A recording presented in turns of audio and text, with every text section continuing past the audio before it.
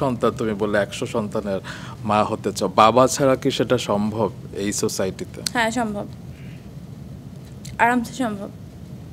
Financial জায়গায় ওইটা বললাম না, ওইটা অনেক টাফ, এই জন্যই তো বললাম যে আমি অনেক অনেক টাকার মালিক হতে চাই। সেটার জন্য কিছু করছো?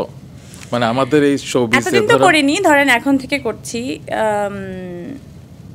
আগে আসলে অনেক কিছু ভেবে চিন্তে কোনো কিছু হুটহাট করে ধুম করে খরচ করে ফেলতাম, বা কোনো সেভিংস আমার জীবনে ছিল না।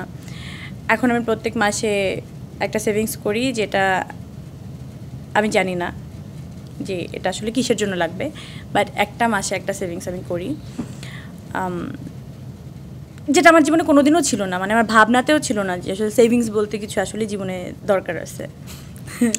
মানে পরিমল এখন সেভিংসে গিয়েছে, সেটাও আমাকে এখন বিশ্বাস করতে হবে। মানে খুব ভালো লাগলো শুনে পরিমলে।